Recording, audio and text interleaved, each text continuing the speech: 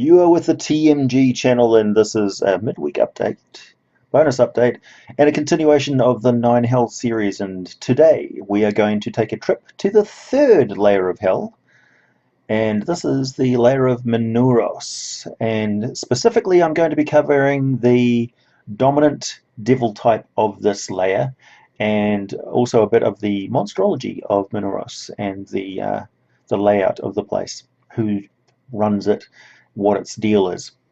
So today I'm going to be covering primarily the Kytons, or the chain devils.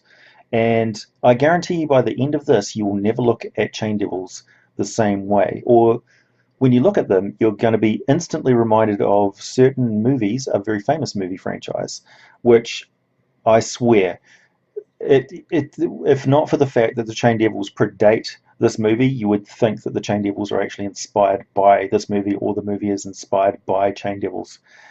Anyway, on with the show. So Minauros, the lore of this place. It is a layer that is described as an endless bog of vile pollution, decaying bodies, and rotting marsh, repeatedly drenched by rain, sleet, and hailstorms, often of dirty rain. The soggy, bone-strewn, disease-ridden swampland makes movement very difficult, and the terrain is broken occasionally by serpentine ridges of volcanic rock, dense jungles of nightmare carnivorous plants, poisonous vines, spikes, and of course nameless creatures that even the devils fear inhabit the swamp. This is where they toss things, like they go out of their way to make this a really noxious environment, not only for the souls who are trapped here, but also as a training ground for jungle warfare. This is the hell jungle. This is the worst bog that you could possibly imagine. It is stinking hot, sweaty, vile, huge, disease-ridden insects plague the place. And at any moment you could be swallowed up by a carnivorous plant, pulled into the bog by some sort of a bog monster, or a vine, or some sort of vicious, fast-moving, high-metabolism fungus, or some creature that has been let loose from the war games up above, or has been summoned or created specifically to inhabit this place and be something that would challenge even a bearded devil or others. The land of Minauros is a choked swamp, and there is a city there which is also named Minauros, and it's the city built of blackstone by Mammon. And Mammon is the demon lord who controls and is assigned to this hell. He is Archduke of Minauros, the third layer of the Nine Hells, and he's the patron of greed and lust. He is a Baatezu, despised by his peers, and no one trusts him because of his track record of duplicity. He was condemned to the stinking mire, and his natural form was changed from that of a pit fiend into a serpent-bodied, monstrous-headed, but humanoid upper body being of quite large size. And he occupies a lavish throne area in Mammon. And by the way, Mammon is it's made of blackstone built upon an endless bog. So basically, it's kept up out of the bog by the ceaseless labours of an immense slave force of lemurs who constantly dig an infilling mire of mud and filth, and horrors which slither down upon them. So it's not pleasant for them, for sure. And the ceaseless moaning and babbling of these things surrounds the Black City. And within this city is lavish, just ridiculous opulence and wealth, because he is the patron of greed and lust and doing anything to get ahead. So service to Mammon and the cults of the prime material plane are widespread amongst the wealthy, amongst the corrupt, And having gained their station from dirty deals, extortion, and coercion, they are invested in the highest ranks of society by Mammon, by the agency of Rakshasas and others who operate on the prime material plane to funnel this wealth to his followers.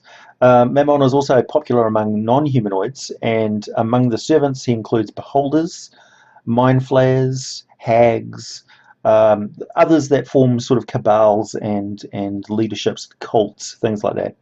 But none are as beloved as evil dragons, and he subverts evil dragons away from Tiamat, which she really hates with an undying passion. He subverts away her followers, her children. So the servants of Mammon wage economic warfare on the good. So they gain their prosperity in an attempt to collapse economies. And by collapsing the economy, it makes more poor, desperate people, which will seek anything to get ahead. Their desperation will see them turn to Mammon or Mammon's servants or his cults in order to get ahead financially. And it's through those deals that Mammon draws people into hell. So that is the only thing really that keeps him in Asmodeus' good graces, and so on. Hoping that their desperation and the newly impoverished souls will turn to Mammon for salvation. So that's his stock in trade. Lies, deceit, that sort of thing. Of course, he is obsessed with one day throwing off Asmodeus' curse and attaining his rightful place along with Glazia, Asmodeus' daughter, at his feet. He's fully aware that he has exhausted any hopes of gaining allies from the other lords of the Nine Hells, and he's abandoned any political maneuverings in Hell to focus on subverting mortals to his cause. So he's basically trying to attain maximum amount of soul power. He invites those who prove themselves loyal to him to attend him in his court, and the service is disgusting and filthy and really, really just the worst kind of excess. And they basically suffer through this excess because Mammon's desires are unchecked by morality. So he favors eating people's brains like desserts out of their own brain skull while they scream in torment. And then he puts them back together again, and they are expected to dance around in their finery with the rest of them. It's, and come to get used to all manner of pleasures that become pain, which pain becomes pleasure, etc., etc. You can see where this is going and where this conversation is headed. Does that remind you of a particular movie? Well, wait for it, and it'll become clear to you soon. So the riches and power that are to be gained in service to Mammon are beyond imagination, and the cults in the prime material plane, as I mentioned, are widespread. So you can find cults to Mammon all over the place. Mammon can assume the form of a pit fiend almost at will, and he is ruthless, greedy, and lustful, and he uses dark magic a lot. He's synonymous for it. Able to use words and magic in cunning ways, establishing friendship before committing acts of betrayal and violence. And he will do this in, basically, he's the one that you should really watch out for if you're forming any sort of contracts with him or any of his agents or the cults, because they will turn on you in the fine print, because he's really looking to get like a return on his investment, because he's greedy. He doesn't want to just give you things. He invites mortals to his palace, as I mentioned. So he's one of the ones where it's actually possible to be passed through the Nine Hells through his agents. And one of the ways that he does this is by ferrying people to him directly on the River Styx, because the River Styx flows straight in and creates those great poisonous bogs that his home city is built in. So the layer also has a low vaulted cavern connecting it to Dis, and the oily water percolates all through the place and rain downs upon the swamps and deserts of mud and oozing black soil pockmarked with bubbling fumaroles and mud geysers. It's a nightmare terrain of all kinds, and perched above this, a huge chained city hanging. So the city of Jangling Hitta. It is also known as the City of Chains, hung by massive links of chain above the noisome fen and ruled by the Kytons. So Mammon does not have control over the Kytons, and in truth, none in it but Asmodeus do have control of the Kytons. Now, interestingly enough, Mammon's palace and all of the lower plane of Minauros is occupied by bone devils, by spined devils, by horned devils, barbed devils, and ice devils. Very few actual Kytons. And here's the thing. Inside the nightmare hanging city of the Kytons, the chain devils, it is nothing but torture, torture, torture, torture, torture, torment, torture, blood, guts, torture, torment, and more torture. These are the promoted souls of the Erinyes and other massively capable warriors, and including the original primordials who fought demonkind, who became so twisted in their desire for violence and inflicting pain and torment, because it was the only way. This constant warfare against the demons has essentially driven them to focus on nothing but inflicting pain. And in this, they are supremely good at it. They are really, really, really capable of it. So they are ominous fiends, right? It's listed in here as ominous fiends that wear chains like a shroud. Chains on them are animated, and chains around them can be animated at will by these creatures.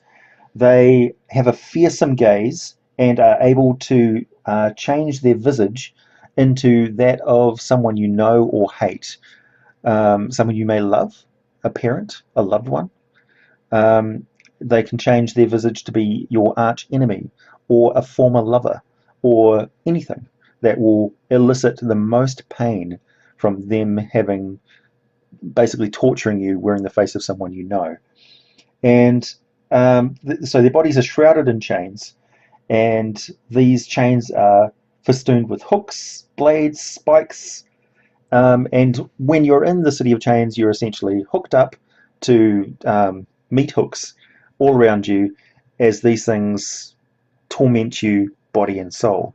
And they will do this in the form of your soul basically stuck in a lemure. So these poor lemures are inflicted with massive amounts of agony.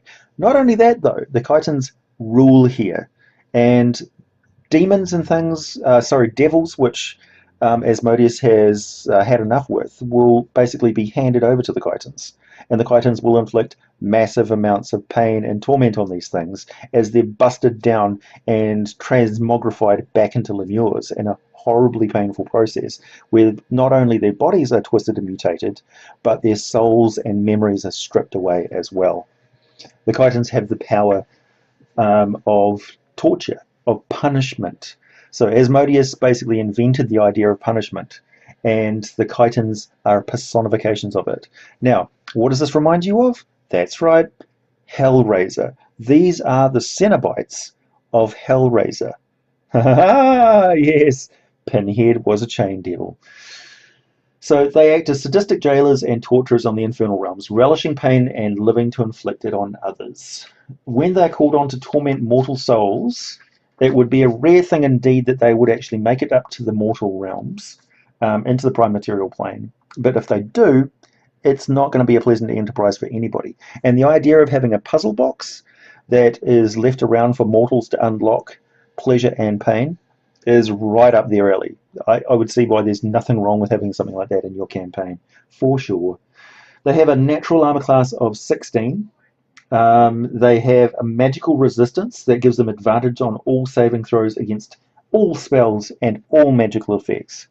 They have Devil Sight, which darkness doesn't impede their dark vision at all, which is true dark vision out to 120 feet. Passive perception of 11. They speak Infernal. They have the synonymous with the higher devils. They have telepathy out to 120 feet. The challenge rating 8. They have 85 hit points minimum, speed of 30 feet, strength 18, dexterity 15, constitution 18, intelligence 11, wisdom 12, charisma 14.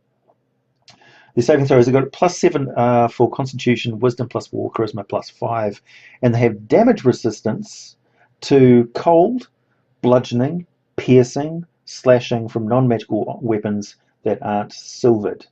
So basically everything that isn't silvered. Damage immunities to fire and poison, and immunity to the condition of being poisoned. So their realm is poisonous, and I would include disease in that as well. They have a multi-attack with 2 attacks with the chains. Chains are their stock and trade, where they're +8 to hit, reach of 10 foot, and these chains basically can spring out of anywhere. And they do 11 points of slashing damage, and the target can be, it's optional, grappled, and the escape is DC 14. And if the devil isn't already grappling a creature, it can do this until the grapple ends and the target is restrained, and takes 7 points of piercing damage at the start of each of its turns, as it represents these meat hooks which have sunk into its flesh and yanking it in all different directions. It's unpleasant. The animated chains recharges after a short or a long rest, and up to 4. I mean, I ask you, really, guys who developed the monster manual, when do monsters ever get a chance to have a short or a long rest? Really? When are you going to have hit and fade attacks with chain devils? I ask you. Well, okay, if they're in the mortal plane and they need to rest, which they never do, up to 4 chains the devil can see within 60 feet of it magically sprout razor-sharp barbs and animate under the devil's control, providing that the chains aren't being worn or carried. But really, why not? And each animated chain is an object with AC 20 hit points, resistance to piercing damage, and immunity to psychic and thunder damage. And when the devil uses multi-attack on its turn, it can use each animated chain to make 1 additional chain attack. So let me run that by you. Up to 4 chains the devil can see. So that's 6 attacks with chains in 1 round, potentially, on 1 target at a time. Yeah, tear you apart from 6 different directions. Thank you. When the devil uses the multi-attack on its turn, it can use each animated chain to make 1 additional chain attack. An animated chain can grapple 1 creature of its own, but can't make attacks while grappling. An animated chain reverts to its inanimate state if reduced to 0 hit points, or if the devil is incapacitated or dies. So you could also have it so that there could be a bunch of cultists around who, every time they sacrifice a victim, recharge this ability to animate chains in the chain devil. That could be nasty. Also, as a reaction, it can use Unnerving Mask. When a creature the devil can see starts its turn within 30 feet of the devil can create the illusion that it looks like one of the creature's departed loved ones or bitter enemies, etc. And if the creature sees the devil, it must succeed on a DC 14 Wisdom saving throw or be frightened until the end of its turn, which is not a good condition to be in. So you'll be running away, or you'll be chained to the spot, or you'll be basically being torn apart by chains by this thing. And they are higher devils. They're high in the ranking of devils. And I see no reason why you couldn't equip these things with magical items, spells, that sort of thing, spells that they know, and environmental effects, so that boost their ability to inflict pain and torment. So spots where wards or things like that inflict pain, with poisonous gases that cause hallucinations or frightening effects, with pits and spiked wall traps and kissing maiden traps, poison darts, imps that just basically run in and poison sting you, things that cause paralysis, difficult terrain, demonic spiders, monstrous creatures, lemures, of course, who will do anything to stop being tortured, so this thing just releases them from the chains, and the lemures will attack you in a frenzied mob, desperate to get out of the torment and gain any sort of favour with their jailer. Including, of course, there may be higher devils or other devils around which the Kyton is torturing, which it can just release and say, kill these interlopers and I will reduce your sentence. And they will. They absolutely will. So, yes, these are the Cenobites, and there is no reason why they're shrouded in chains, and they use chains a lot, but the actual form of the Cenobite is humanoid, But other than that, it's really up to you. So there's no reason why you can't have them very, very much like the leather-clad torture puppies that are the Cenobites of Hellraiser. And they have exactly the same motivations, that essentially they're not interested in capturing your soul. They have all the power that they need. They are invested with punishment by Asmodeus himself. They wield authority over everything in their domain, and that domain is their sort of city of torture, hung above a noisome swamp, ruled over by a tyrant of greed, lust, and tyranny. And that is Minauros for you. I hope you enjoyed. Um, I certainly enjoyed this plane, and I hope you never think about chain devils exactly the same way again.